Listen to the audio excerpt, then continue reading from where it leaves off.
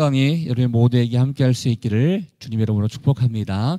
함께 나눌 말씀은 예레미야 17장 1절부터 11절까지의 말씀 되겠습니다. 예레미야 17장 1절부터 11절까지의 말씀을 제가 한 절, 여러분이 한 절 이렇게 교독하도록 하겠습니다. 제가 먼저 1절 말씀 읽습니다. 유다의 죄는 금강석 끝 철필로 기록되되 그들의 마음판과 그들의 제단불의 세계적 끈을 그들의 자녀가 높은 언덕 위 푸른 나무 곁에 있는 그 제단들과 아세라들을 생각하도다. 들에 있는 나의 산아, 내 온 영토의 죄로 말미암아 내가 내 재산과 내 모든 보물과 산당들로 노략을 당하게 하리니 내가 내게 준 내 기업에서 내 손을 뗄 것이며 또 내가 너로 하여금 너의 알지 못하는 땅에서 내 원수를 섬기게 하리니 이런 너희가 내 노를 맹렬하게 하여 영원히 타는 볼을 일으켰습니다. 여호와께서 이와 같이 말씀하시니라. 무릇 사람을 믿으며 육신으로 그의 힘을 삼고 마음이 여호와에게서 떠난 그 사람은 저주를 받을 것이라. 그는 사막의 떨기나무 같아서 좋은 일이 온 것을 보지 못하고 광야 건조한 곳 건건한 땅 사람이 살지 않는 땅에 살리라. 그러나 물은 여호와를 의지하며 여호와를 의뢰하는 그 사람은 복을 받을 것이라. 그런 물가에 심어진 나무가 그 뿌리를 강변에 뻗치고 더위가 올지라도 두려워하지 아니하며 그 잎이 청정하며 가무는 해에도 걱정이 없고 결실이 그치지 아니함 같으리라. 만물보다 거짓되고 심히 부패한 것은 마음이라. 누가 능히 이를 알리오마는 나 여호와는 심장을 살피며 폐부를 시험하고 각각 그 행위와 그의 행실대로 보응하니. 함께 읽겠습니다. 불의로 치부하는 자는 자고 새가 낳지 아니한 알을 품은 것 같아서 그의 중년에 그것이 떠나겠고 마침내 어리석은 자가 되리라. 아멘. 계속해서 그 예레미야에게 하나님께서 이스라엘 백성들이 어떠한 죄를 지었는지에 대해서 계속 말씀해 주시고 있는 것을 보게 됩니다. 오늘 1절 말씀 가운데 유다의 죄는 이것이다 라고 먼저 명백하게 우리에게 밝혀주는 그런 말씀이 있는데요. 우리 1절 말씀 다시 한번 읽어보겠습니다. 시작. 유다의 죄는 금강석 끝 철필로 기록되되 그들의 마음판과 그들의 제단불의 세계적 끈을 여기 금강석 끝 철필로 기록되었다라고 되어 있습니다. 여러분 여기 금강석 끝 철필이라는 것은 예전에 보면 이 단단한 돌 위에 뭔가를 글을 쓰려면 돌보다 더 단단해야 되는 그런 물질이 필요합니다. 그게 이제 금강석 같은 것인데 한마디로 단단한 돌판 위에 무엇인가 새길 수 있는 도구를 이야기하고 있다는 거예요. 근데 아시다시피 연필과 볼펜을 통해서는 때로는 지울 수 있지만 돌판 같은 곳에 단단한 곳에 이렇게 강한 물질로 새긴다는 것은 지워지지 않고 오랫동안 보존된다는 것을 얘기하고 있습니다. 이 하나님께서 유다의 죄는 그냥 가볍게 지은 죄가 아니라 지울 수 없을 만큼 단단하고 오래 보존될 만큼 단단한 곳에 새겨진 것과 같다라는 것을 우리에게 알려주고 있다라는 것입니다. 사실 여러분 돌에 새기든지 어디에 새기든지 지워지지 않는다는 것은 물론 힘을 줘서 쓸 수도 있겠지만 때로는 여러 번 이렇게 쓰다 보면은 사실 그렇지 않습니까? 물방울도 수십 년이 지나고 난 다음에 바위를 뚫을 수도 있습니다. 그런 것처럼 이스라엘 민족들, 특별히 유다 민족들의 죄가 지울 수 없을 만큼 결코 지워지지 않을 만큼 엄청난 죄들을 지금까지 계속 해왔다는 것을 우리에게 알려주고 있다는 것입니다. 그런데 이 죄가 무엇입니까? 가장 대표적으로 끊임없이 계속 우리에게 반복해서 알려주고 있는 말씀인데요. 2절 말씀을 통해서 그들의 죄가 바로 이것이다라는 것을 알려주고 있는데 2절도 같이 한번 읽어보겠습니다. 시작. 그들의 자녀가 높은 언덕 위 푸른 나무 곁에 있는 그 제단들과 아세라들을 생각하도다. 그 죄는 한마디로 우상 숭배라는 것입니다. 근데 여기서 너희들이 우상을 숭배했구나, 우상을 생각했구나라는 것이 아니라 그들의 자녀가 이렇게 시작을 합니다. 이건 대를 이어서 우상 숭배를 했다는 것입니다. 그리고 이 자녀들이 쉽게 이 우상을 접할 수 있었다는 것을 우리에게 알려주고 있다는 것입니다. 아이들은 사실은 어른들이 하는 것대로 하게 되어 있습니다. 또 아이들은 그냥 본대로 생각하게 되어 있습니다. 근데 그 당시에 유다의 자녀들이 얼마나 우상이 많았는지 쉽게 찾아갈 수 있었고 또 쉽게 그것을 생각할 수 있었다라는 것입니다. 여러분, 만약에 여러분들이 자녀가 있으니까 하는 말씀이지만 여러분들이 어떤 삶의 문제가 있었을 때 여러분이 기도하는 모습을 자녀들에게 보여준다 그러면 우리의 자녀들도 어려움이 생기거나 문제가 생기면 기도하는 것이구나 라고 생각할 것입니다. 그런데 여러분의 모습이 이따도 나오겠지만 어떠한 힘을 의지하기 위해서, 어떠한 사람을 의지하기 위해서, 어떠한 능력을 의지하기 위해서 발버둥치는 모습이 있다면 우리 엄마 아빠가 세상에서 살아가는 모습이 이거이기 때문에 나도 그렇게 살아가는 것이구나 라는 것을 스스로 배우게 될 것입니다. 사람이 믿거나 믿지 않거나 문제가 없을 수는 없습니다. 다 문제 있습니다. 저도 문제가 있고 여러분도 다 문제가 있고 또 그 문제 가운데 이것을 어떻게 해결할까 생각할 때가 있습니다. 그런데 이스라엘 민족들, 특별히 자녀들이 어떠한 어려움이 생기거나 또 어떠한 것을 간구하고 싶거나 또 어떠한 것을 찾고 싶을 때 생각나는 존재가 바로 여러분이 읽으셨던 것처럼 제단들과 아세라를 생각했다는 것입니다. 이게 믿는 사람과 믿지 아니한 사람의 차이인 것입니다. 문제를 생겼을 때 누구를 생각하느냐에 따라서 하나님을 생각하고 하나님 말을 바라본다면 그것은 선택받은 백성이요 거룩한 백성이요 하나님의 자녀의 특징이 되는 것입니다. 그렇지만 문제가 생겼을 때 하나님을 생각하는 것이 아니라 세상 생각하고 제단들을 생각하고 우상을 생각하고 어떠한 인위적인 힘을 생각한다 그러면 그거는 그냥 평범한 그렇고 그런 사람들 가운데 또 한 사람이 될 수 있다는 것이죠. 이스라엘 민족들, 특별히 자녀들을 포함해서 모든 사람들이 하나님을 생각하기보다는 아세라, 우상을 생각하고 신전을 생각하고 그들을 의지했다는 것을 우리에게 보여주고 있다는 것입니다. 그렇기 때문에 하나님께서 이스라엘 백성들을 용서할 수 없었다는 것입니다. 아시다시피 이러한 우상 숭배의 결과가 어떻게 되었습니까? 3절과 4절을 미리 하나님께서 이스라엘 백성들, 유다 백성들에게 말씀해 주고 계시는데요. 우리 3절, 4절은 이렇게 한 절씩 읽다 보면 이러한 결과가 일어나게 되었지라는 것을 알게 될 것입니다. 우리 3절, 4절 함께 읽겠습니다. 시작. 들에 있는 나의 산아, 내 온 영토의 주로 말미암아 내가 내 재산과 내 모든 보물과 산당들로 노략을 당하게 하리니 내가 내게 준 내 기업에서 내 손을 뗄 것이며 또 내가 너로 하여금 너의 알지 못하는 땅에서 내 원수를 섬기게 하리니 이는 너희가 내 노를 맹렬하게 하여 영원히 타는 불을 일으켰음이라. 우상 숭배, 즉 죄의 결과가 어떻게 됩니까? 아시다시피 유다 민족들은 바벨론에 의해서 멸망당하게 되었습니다. 멸망당했을 때 바로 읽으셨던 3절, 4절의 결과가 나온 거예요.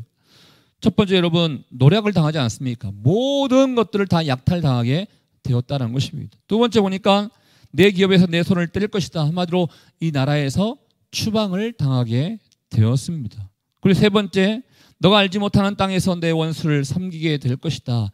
한마디로 포로로 잡혀가게 되어서 종살이 하게 되었지 않습니까?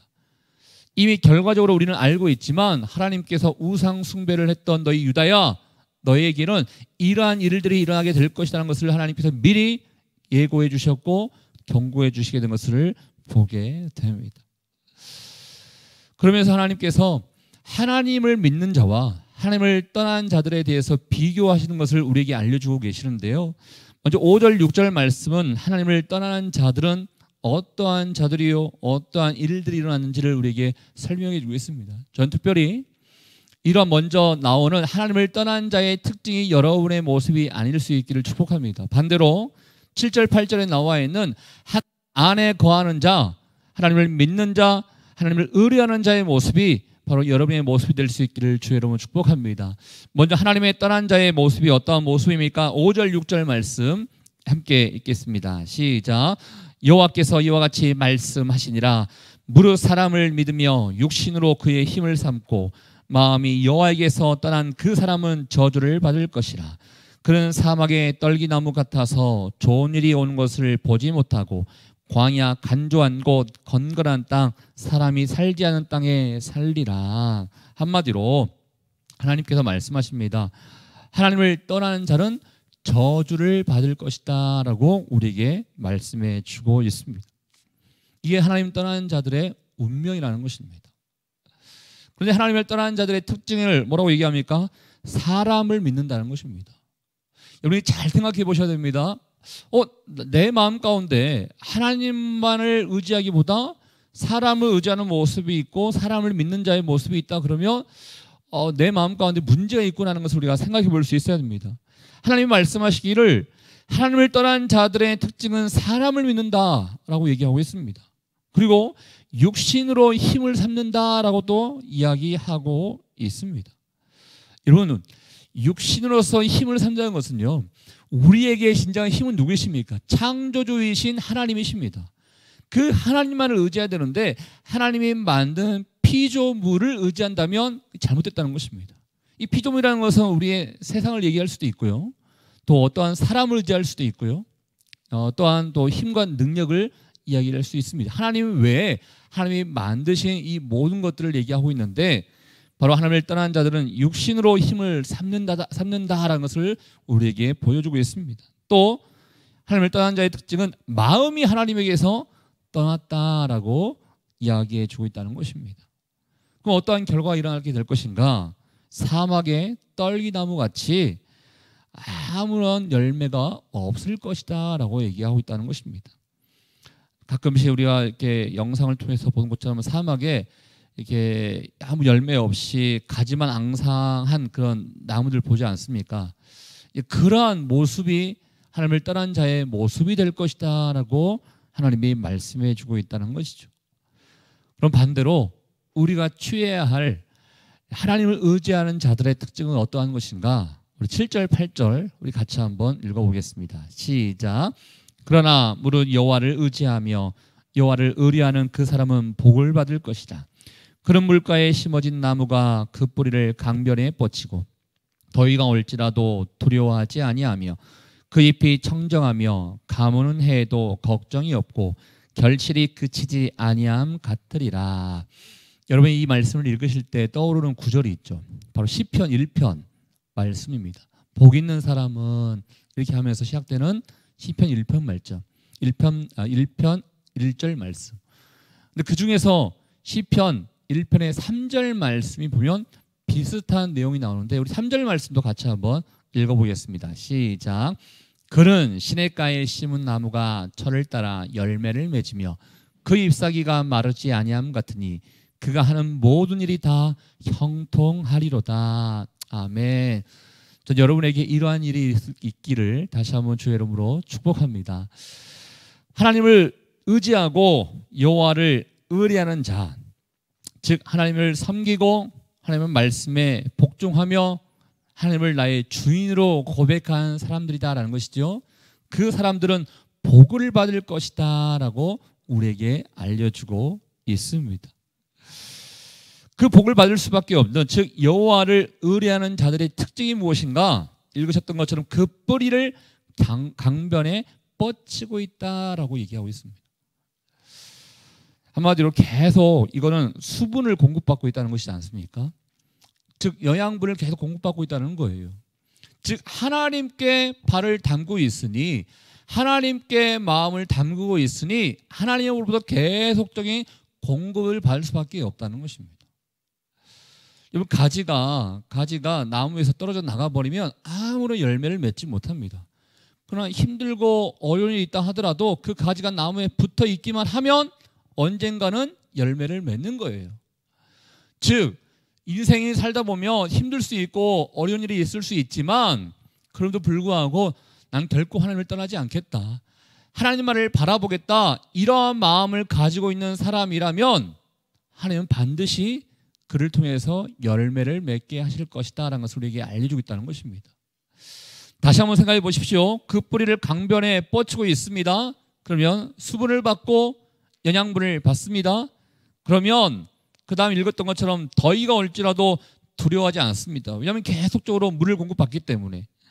또 그 잎이 청정하게 됩니다. 그리고 가무는 해도 걱정이 없습니다. 결실이 그치지 아니한 아름다운 열매를 맺게 된다라는 것입니다. 즉 하나님께 공급받는 인생은 다를 수밖에 없다는 것입니다. 우리는 이 믿음이 있습니다. 하나님만이 진정한 힘이시요 하나님만이 진정한 능력이라는 것을 우리는 다 알고 있습니다. 그 하나님께 붙어 있다 그러면 하나님으로부터 영양분을 받고 수분을 받아서 아름다운 결실을 맺고 아름다운 열매를 맺을 뿐만 아니라 주변 사람들의 어떠한 문제가 생긴다 하더라도 이 나라 이민족 가운데 어떠한 가뭄과 어떠한 해가 있다 하더라도 하나님이 함께 하시기 때문에 결코 두려워하지 않게 된다는 것을 우리에게 알려주고 있다는 것입니다. 누구에게 이러한 복이 임하다고 얘기하고 있습니까? 여호와를 의뢰하고 여호와를 의지하는 자에게 이러한 복이 임한다라고 이야기하고 있다는 것입니다. 다시 한번 선포합니다. 여러분 인생 가운데 그 어떠한 우상과 어떠한 힘을 의지하는 것이 아니라 하나님만을 의지하고 하나님만을 의뢰할 수 있는 저와 여러분 될 수 있기를 주의 이름으로 축복합니다.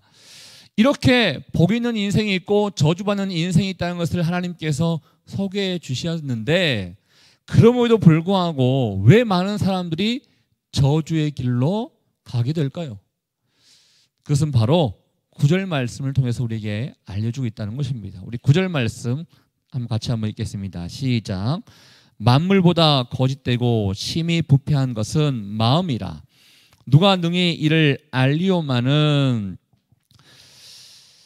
저주의 길, 축복의 길 이렇게 하나님께서 분명히 제시해주고 있음에도 불구하고 많은 사람들이 저주의 길로 가게 되는 그 이유는 마음이 타락했기 때문이다라는 것을 우리에게 알려주고 있다는 것입니다.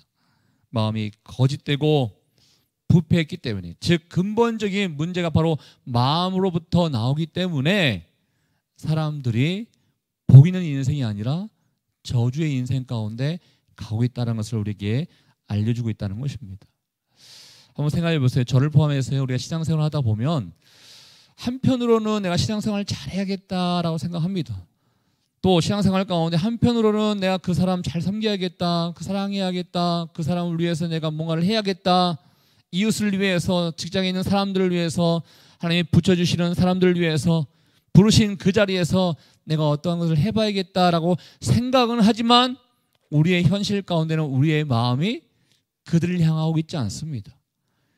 부르신 그 자리를 향하고 있지 않습니다. 내 마음이 부패하고 타락해서 결국은 나의 유익과 내 생각, 내 욕심만을 위해서 살아가고 있음을 보게 됩니다. 하나님이 말씀하십니다. 거짓되고 심히 부패한 것이 마음이다 라고 이야기하고 있습니다. 그런데 다른 사람들이 이렇게 질문하죠. 누가 그러면 그 마음이 부패한지 그 마음이 깨끗한지 알 수 있습니까? 라고 물어보니까 하나님께서 이렇게 답하신다는 거예요. 10절 한번 볼게요. 10절 같이 한번 읽습니다. 시작. 나 여호와는 심장을 살피며 폐부를 시험하고 각각 그 행위와 그의 행실대로 보응하나니. 사람은 마음 모릅니다. 사람은 그 사람이 어떠한 마음을 갖고 있는지 전혀 알 수 없습니다.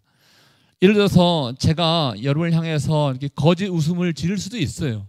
사랑합니다, 축복합니다, 당신 잘 됐으면 좋겠습니다, 이렇게 말과 표정으로서는 할 수 있습니다. 그러나 그 마음 가운데 내가 너보다 잘 되고 싶어, 내가 너를 밟고라도 올라가고 싶어, 내가 너 미워해.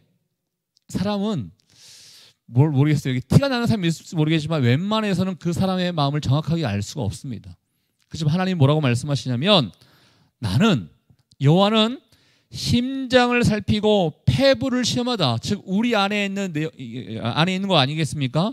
우리 안에 속에 있는 것들인데, 심장, 폐부, 즉 우리의 성격, 생각, 내적인 모든 요소들을 하나님은 다 알고 계신다는 것입니다. 겉으로 드러나는 모습을 통해서 하나님이 평가하시겠다는 게 아니고요. 겉으로는 너 참 예배 잘 드리고 있는 것 같네, 겉으로는 하나님을 의지하고 있는 모습이 보이는 것 같네. 이게 중요한 것이 아니라 우리의 마음의 중심이 하나님만을 의지하는지 하나님만을 의뢰하는지 반대로 세상을 의지하는지 하나님은 다 알고 있다는 것입니다.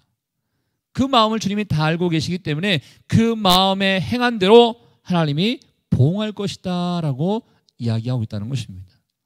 즉 다시 말씀드려서 이스라엘 민족들은요, 그 마음에 우상 숭배에 대한 엄청난 죄가 있었고 그 마음에 그 죄를 쓰게 되었습니다. 하나님이 그것을 지적하고 있는 것입니다.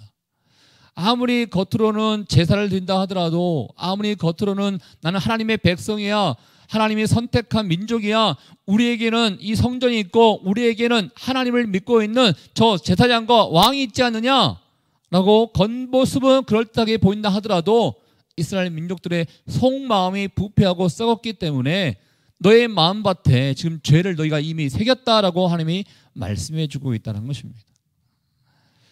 그래서 우리의 마음밭에 무엇을 써가고 있는지를 한번 살펴보셔야 한다는 것입니다. 제가 목사죠.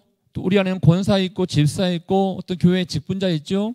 그 모습이 중요하다는 게 아니라는 것입니다.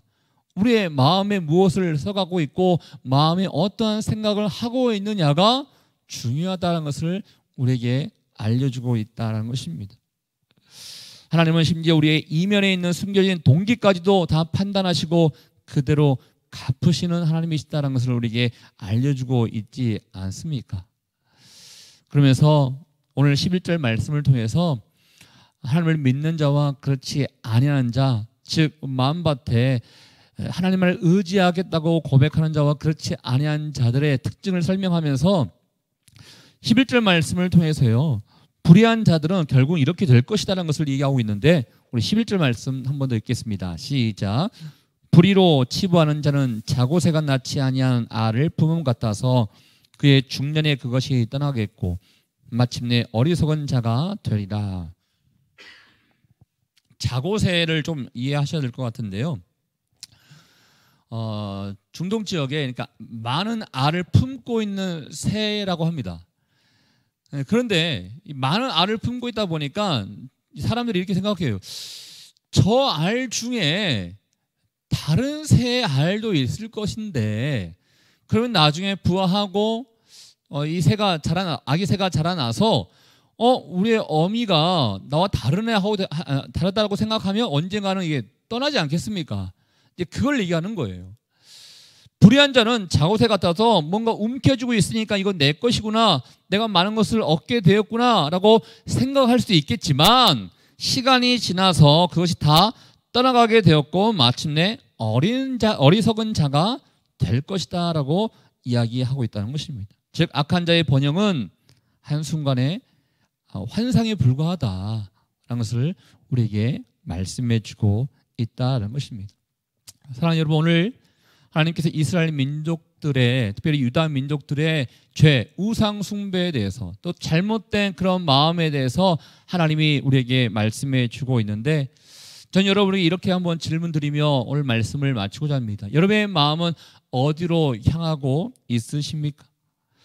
세상을 향하고 있으십니까? 사람을 의지하는 그런 마음이 있으십니까? 하나님이 우리에게 원하시는 것은 온 마음을 다하여 하나님만을 바라보기를 우리에게 원하고 있습니다. 저는 오늘 하루의 삶 가운데 또 하나님께서 원하시는 뜻이 있을 텐데 또 만나는 사람들이 있을 텐데 그 사람들에게 외식적인 모습으로 다가가는 것이 아니라 우리의 마음을 다하여 하나님이 기뻐하시는 그 마음을 우리의 마음밭에 하나님 기뻐하시는 것을 써갈 수 있는 저와 여러분 될 수 있기를 주님의 이름으로 축복합니다. 우리 같이 한번 기도하도록 하겠습니다. 이 시간에 기도할 때 하나님, 우리의 마음의 중심이 어디를 향하고 있는지를 살펴볼 수 있기를 원합니다. 하나님께서는 우리의 심장을 살피고 폐부를 다 시험할 수 있는 우리의 모든 것을 다 알고 계시는 하나님이시다라고 우리에게 말씀해 주고 있습니다. 겉으로 드러나는 모습도 중요할 수 있겠지만 주님이 우리에게 원하시는 것은 우리의 마음이 부패하지 않고 마음 또한 하나님을 향하기를 주님이 우리에게 원하고 있으시죠. 아버지, 오늘 하루의 삶 가운데 우리의 마음을 다하여 하나님만을 바라보는 하루의 삶이 될 수 있기를 원하고, 일평생 우리의 삶 가운데 우리의 마음밭에 우리의 죄를 써가는 것이 아니라 하나님을 향한, 하나님을 사랑하는 이 내용들을 써갈 수 있는 우리가 될 수 있기를 원하오니 우리의 마음을 받아주시고 주님 우리를 인도하여 주시옵소서. 우리 같이 한번 여러분 자신을 위해서 오늘 하루의 삶을 우리 주님께만 의탁하며 기도하도록 하겠습니다. 하나님 아버지, 감사합니다. 우리가 주님 앞에 또 오늘도 있는 모습 그대로 나가기를 원합니다. 그렇지만 우리의 마음밭에 부패되는 모습들, 썩어져 가는 모습들, 이런 모든 것들을 다 내려놓고 다시 한번 주님이 기뻐하시는 것을 써가는 하루가 될 수 있기를 원합니다. 거룩하신 성령이시여, 하나님만을 의지하고 하나님만을 의뢰하는 자들에게는 이러한 복을 주실 것이라고 말씀해 주셨지만, 반대로 우상을 의지하고 세상을 의지하며 사람의 힘을 의지하는 자들에게는 저주가 임하고 열매를 맺지 못할 것이라고 주님 말씀해 주고 있습니다. 아버지, 우리가 바라봐야 할 대상이 누구입니까? 오늘도 하나님만을 의지할 수밖에 없습니다. 우리 안에 어떠한 문제가 있다 하더라도 주님만을 의지하며 나아가는 하루가 될 수 있기를 원하오니 하나님 우리에게 힘과 능력이 되어 주시옵소서. 주님 감사합니다.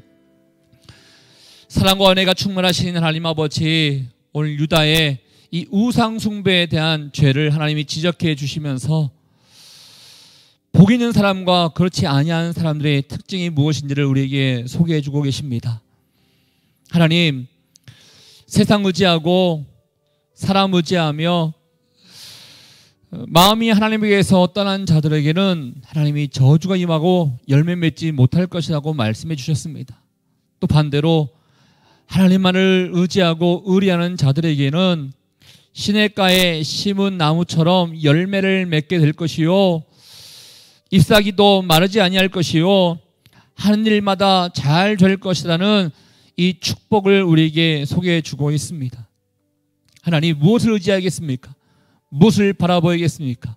복 있는 인생이 되기 위해서 하나님만을 바라보고 세상 의지하지 아니하는 그런 사람들이 될 수 있기를 원하오니 오늘도 우리가 주님을 바라보며 나가겠습니다.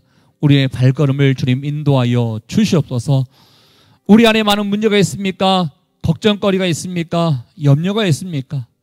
그 염려와 문제가 있을 때 세상 사람들처럼 사람 찾고 사람 의지하다면 선택받은 민족이 아니요, 선택받은 백성이 아니요, 그저 세상 사람과 똑같은 사람들일 것입니다. 그렇지만 문제가 있고 염려가 있다 하더라도 우리 주님만을 의지해야 믿는 사람이요, 선택받은 사람이라는 것을 우리가 알고 있사오니 모든 문제를 다 주님 앞에 맡기며 나가는 우리 인생 될 수 있도록 인도하여 주시옵소서. 그렇게 하실 주님께 감사와 영광을 돌려드리오며, 지금 이 시간 우리 인생의 길과 진리와 생명 되시는 예수 그리스도의 은혜와 우리 하나님 아버지의 그 크신 사랑하심과 성령의 교통 위로 충만하심이 여호와만을 바라보고 의지함으로 하나님께 영광이요 열매 맺는 삶으로서 주 앞에 나가기를 원하는 죄의 백성들 한 사람 한 사람 머리 위에, 우리 가정과 일터와 사람 살리는 교회 위에 이제부터 영원토록 함께하기를 간절히 축원하옵나이다. 아멘.